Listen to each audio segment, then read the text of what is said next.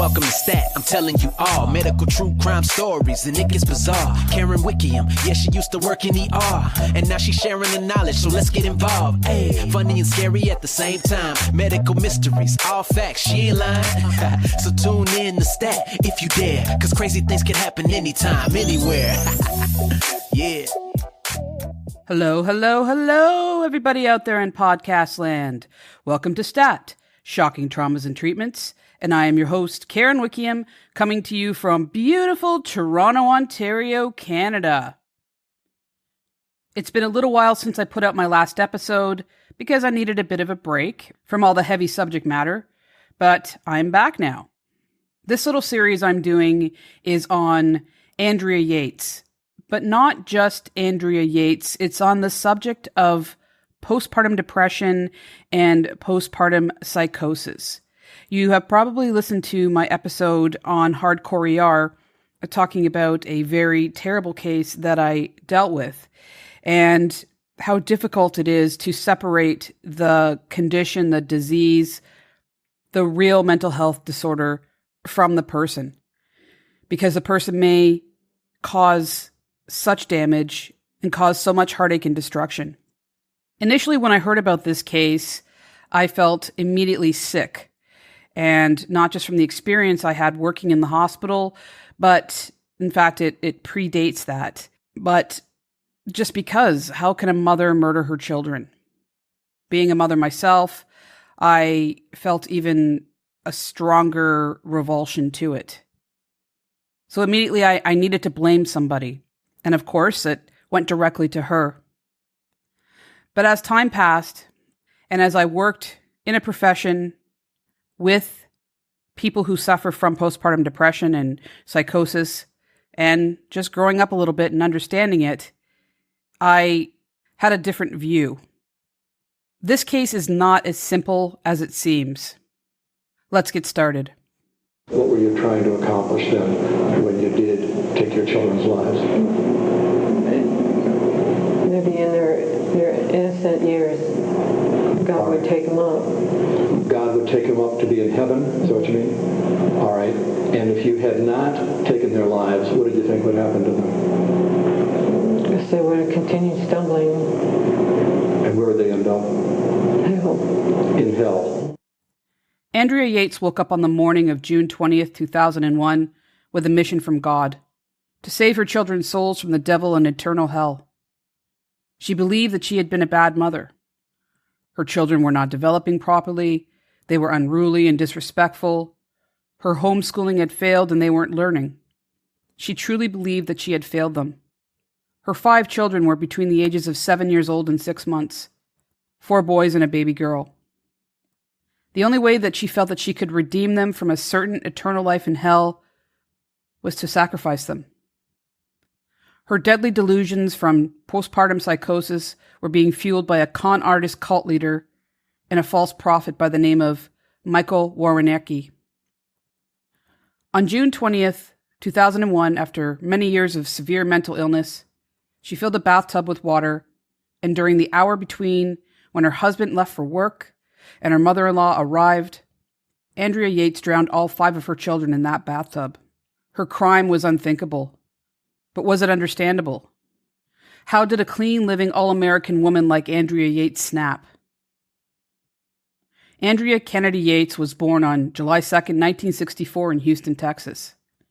Her mother grew up in Nazi Germany and met her father during the British occupation when he was an Air Force B-24 navigator and she an interpreter. After the war, her dad worked as a technician for Ford Motor Company in Houston and later as a school teacher. When he lost his job and times got tough, Andrea's mother went to work as a floor manager at J.C. Penney. She remained there for 20 years before retiring. The family attended St. Christopher's Catholic Church, and her brothers attended Catholic school. Emotions were frowned upon in their family. Rusty, her future husband, once stated that, quote, Andrea was not allowed to have any needs in her family. She can't even identify her needs, and that's odd to me. End of quote. Andrea's brother Andrew has reported, when interviewed, that depression did run in the family, but nowhere near Andrea's magnitude. He fondly remembers his sister as vibrant and loving. Andrea graduated from Milby High School in Houston in 1982. She was class valedictorian, captain of the swim team, and an officer in the National Honor Society. Andrea suffered from bulimia in her teenage years and suffered from depression and admitted to a friend that she felt suicidal at times. She completed a 2-year pre-nursing program at the University of Houston and then graduated in 1986 from the University of Texas School of Nursing in Houston. She worked as a registered nurse at the University of Texas MD Anderson Cancer Center from 1986 to 1994. Andrea was studious and shy and didn't date seriously until she was 23. One of her first experiences of depression followed a failed relationship when she was 24. And then she met Rusty Yates. They were both 25 at the time, and they met at their apartment complex in Houston. The first time that Rusty Yates saw his future wife, it was love at first sight. He had gone down to the pool at his apartment, boombox in hand. Andrea was floating in the pool, unaware that Rusty was admiring her beauty and thinking, quote, "This woman is way out of my league," end of quote. Rusty tried to make some small talk with Andrea, but Andrea, being reserved as she was, seemed uninterested. Rusty thought that was it. Surprisingly, Andrea initiated the next conversation. Later that month, she left a note on a scrap of paper on Rusty's car window asking if he wanted to stop over after work sometime. Andrea was concerned that Rusty was a drinker and asked him outright. Instead of being taken off guard, he was happy because his father had been an alcoholic and he didn't want to date a woman that consumed alcohol. Rusty Yates, played football and was active in the Fellowship of Christian Athletes at DuPont Senior High School. He graduated third in his class and went to Auburn University on a Navy ROTC scholarship.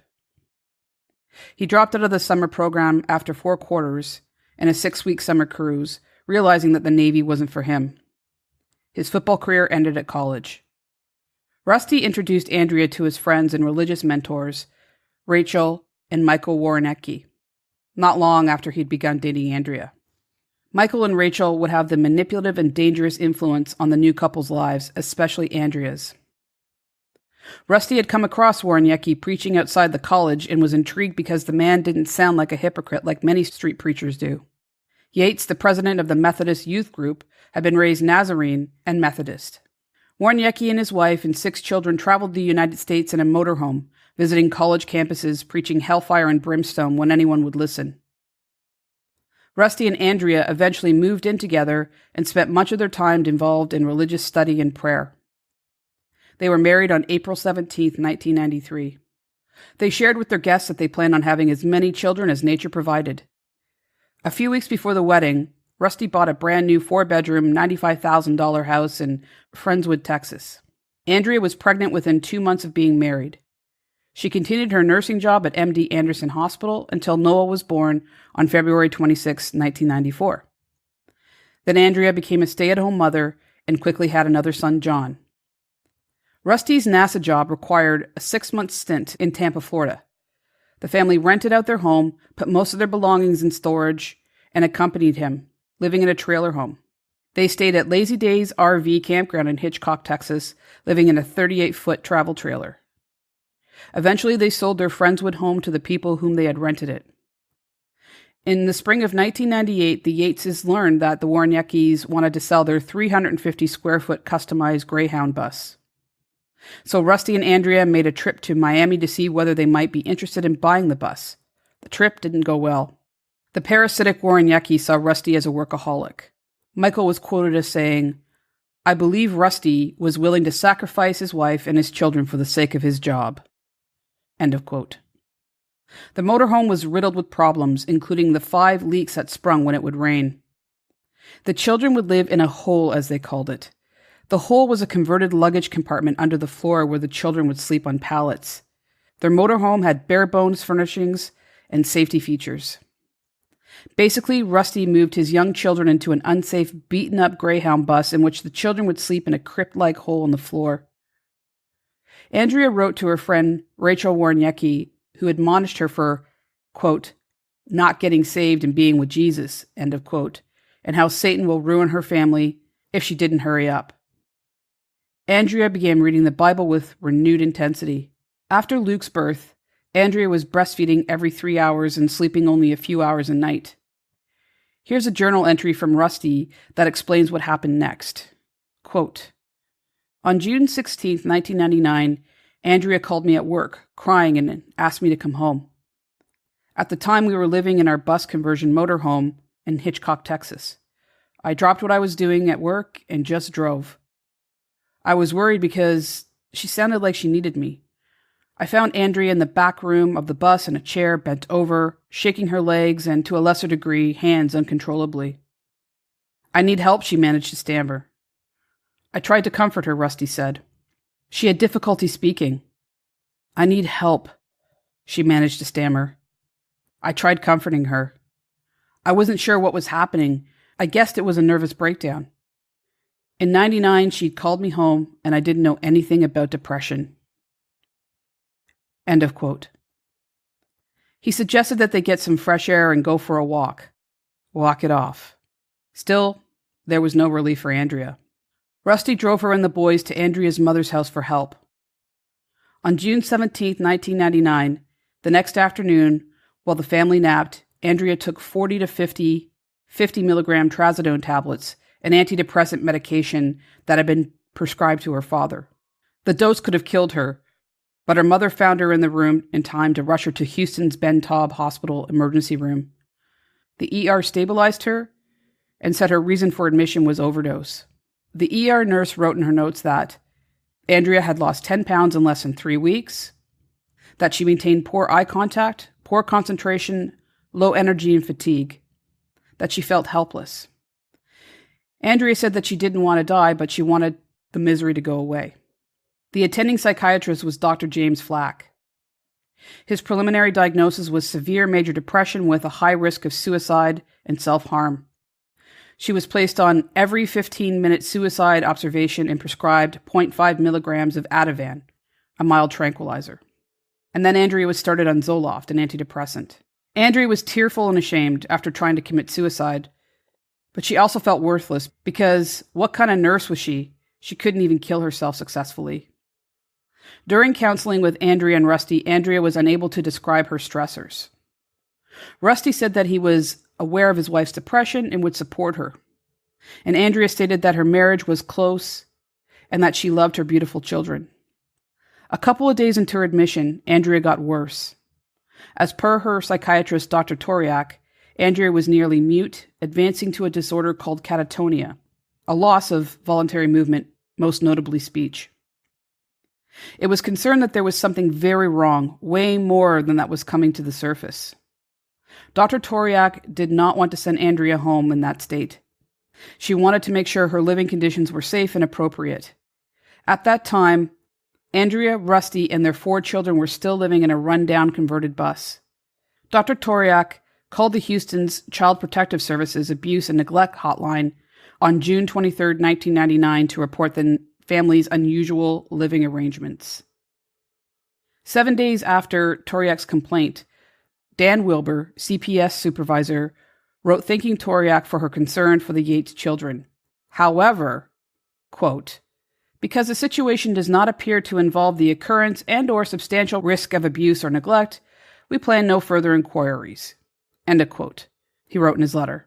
CPS suggested directing further concerns to the Houston Police Department because, quote, they do appear to have jurisdiction in such matters, end of quote, Toriak wrote at the bottom of the CPS letter.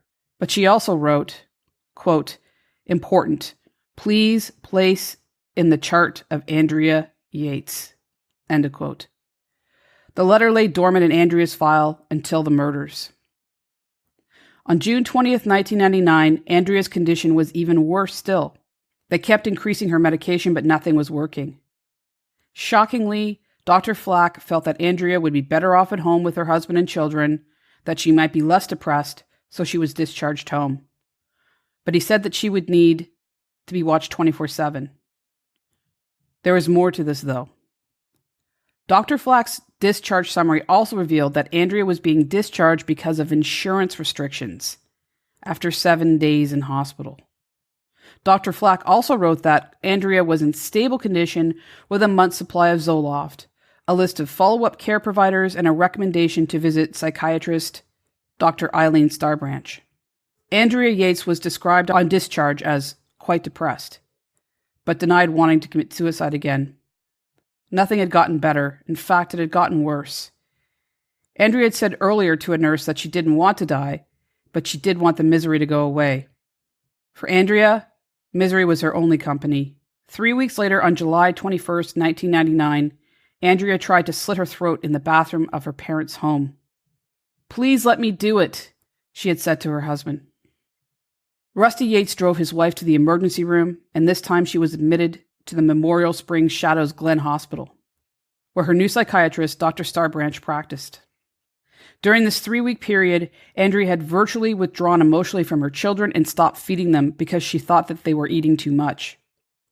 Andrea was hearing voices from God and Satan and started to self-mutilate. She had deep scratches that were 2 weeks old in 4 places on her scalp, and deep scratches in her nose, and self-inflicted scratches on her arms and legs. Andrea told Dr. Starbranch that the sign of the beast was on her body and she wanted to remove it. Starbranch evaluated her the day of her admission and determined that Andrea was mute, suicidal, and psychotic. When Andrea was able to talk, she told the doctor that she was having audio and visual hallucinations and feared she would hurt someone. That is why she tried to cut her throat. Andrea stated, quote, "There was a voice, then an image of the knife. I had a vision in my mind. Get a knife, get a knife. I had a vision of this person being stabbed. The after effects." End of quote. This vision occurred, as she said, about 10 times a day for several days. She revealed to the doctor that she had her first vision when Noah was a newborn, a vision to kill her child. Andrea also admitted to having obsessive thoughts. Quote, "Over our children and how they'll turn out. The kids, trying to train them up right. Being so young, it's a big responsibility. I don't want to fail." End of quote. Andrea had been corresponding with the Warreneckis the whole time, and they were feeding her delusions with their own. Rusty knew nothing about this. Andrea never spoke of the Warreneckis to her husband after the fallout over the damaged bus they sold him. I'm going to talk about the Warreneckis shortly because I believe they bear some responsibility in Andrea's murder of her children, how they fueled her illness with fire and brimstone. But first, I want to finish talking about this second admission to the hospital. Andrea's original diagnosis of a single episode major depression was by then obsolete. It was now recurrent. They were now trying to rule out schizophrenia, but were singling out on postpartum psychosis. I want to go over some of the hormonal and psychological changes that occur to a woman after having a baby. First of all, around 75% of new mothers experience what is commonly known as the baby blues, in which the women feel mild, depressive symptoms, in which include some mood swings, crying spells, anxiety, and difficulty sleeping. Baby blues typically begin within the first 2 to 3 days after delivery and may last up to 2 weeks. Secondly, postpartum depression may be mistaken for baby blues at first, but the signs and symptoms are more intense and last longer. It may eventually interfere with a woman's ability to care for her baby and handle other daily tasks. Symptoms usually develop within the first few weeks after giving birth, but may begin earlier, even during pregnancy or later, up to a year after birth. Untreated, postpartum depression may last for several months or longer. The treatment should be given right away. Next is postpartum psychosis. Postpartum psychosis is a rare illness compared to the rates of postpartum depression or anxiety. It occurs in approximately 1 to 2 out of every 1,000 deliveries, or approximately 0.1 to 0.2% of births. The onset is usually sudden, most often within the first 2 weeks postpartum. The symptoms are delusions or strange beliefs, hallucinations, feeling very irritated, hyperactivity, decreased need or inability to sleep, paranoia and suspiciousness, rapid mood swings, difficulty communicating at times. The most significant risk factors for postpartum psychosis are a personal or family history of bipolar disorder or a previous psychotic episode. Of the women who develop postpartum psychosis, research has suggested that there is approximately a 5% suicide rate and a 4% infanticide rate associated with the illness. There is a risk that women experiencing psychosis are experiencing a break from reality. In a woman's psychotic state, the delusions and beliefs make sense to her. They feel very real to her and are often religious. Immediate treatment for a woman going through psychosis is imperative. It is also important to know that many survivors of postpartum psychosis never had delusions containing violent commands. Delusions take many forms, and not all of them are destructive. Most women who experience postpartum psychosis do not harm themselves or anyone else. However, there is always the risk of danger because psychosis includes delusional thinking and irrational judgment. And this is why women with this illness must be quickly assessed, treated, and carefully monitored by a well-trained healthcare perinatal mental health professional. Okay, now that we've gone over that, let's get back to Andrea Yates. Andrea describes what happened to her one night in the hospital during that admission. Quote, "I was in bed trying to take a nap. I started to hear a rumbling voice coming from the wall behind me. It got louder and louder, and it turned into more of a guttural sound. I heard what I thought was, 'Andrea, come here.' Later, I believed it was Satan. I sat up in bed and shouted, 'What do you want?' I can't remember what happened then. No one came to check on me." End of quote. Dr. Starbranch recommended ECT therapy, in which a controlled electrical shock is passed through the brain. It's done under sedation. It often helps in the treatment of psychiatric disorders. Andrea refused this treatment. Instead, Starbranch prescribed an antipsychotic drug mixture described in medical records as an injectable cocktail, including Haldol and Cogentin. Haldol has been around for a very long time. It's an antipsychotic drug that decreases excitement in the brain. It is used to treat psychotic disorders like schizophrenia, to control motor and verbal tics like in Tourette syndrome, and is used to treat severe behavioral problems in children. It has bad side effects, so the drug Cogentin is given to counteract those. Other newer medications are preferred, but this one seemed to work well for Andrea. 19 days into the second hospital stay, Andrea was discharged to the partial hospitalization program.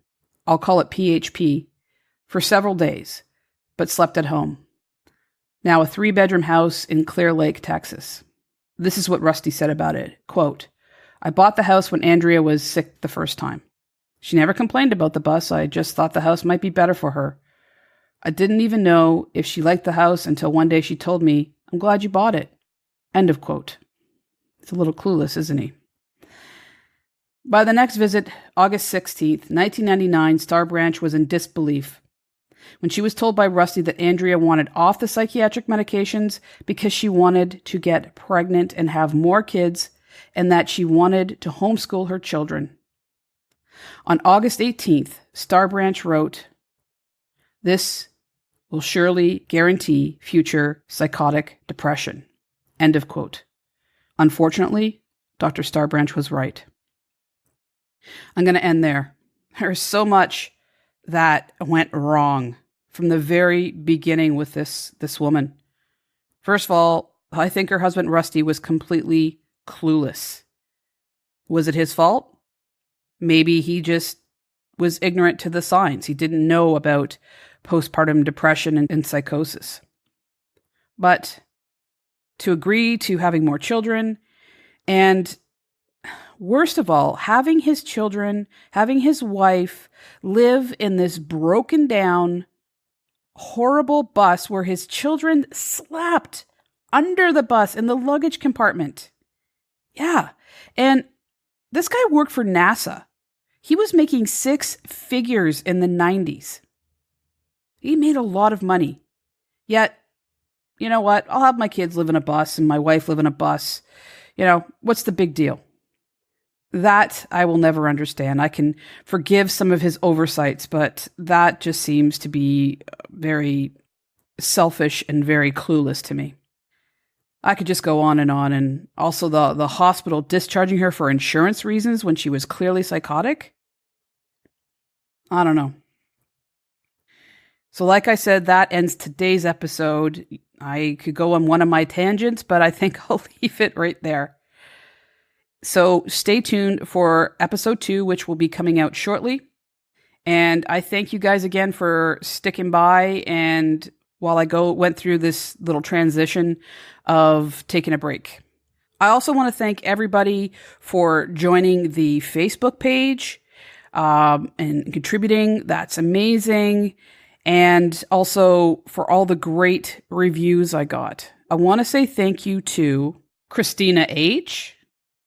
Thank you, or T.Y. Barnaby, and Kimmy, Pink Sparkles 787, all y'all, Minimator, Sunshine, LST3123456789, Luke SCM, and Lulit99.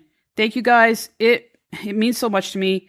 I know I say it all the time, and it really does. It lifts my spirits and makes me want to continue doing this. So thank you so much. I really appreciate it. Anyway, thank you for joining me here today. And remember, take care of each other. Take care of yourself. Love one another. And most importantly, love yourself. Peace. One love. True crime and it gets none realer. Sometimes it'll be the cure that'll kill ya.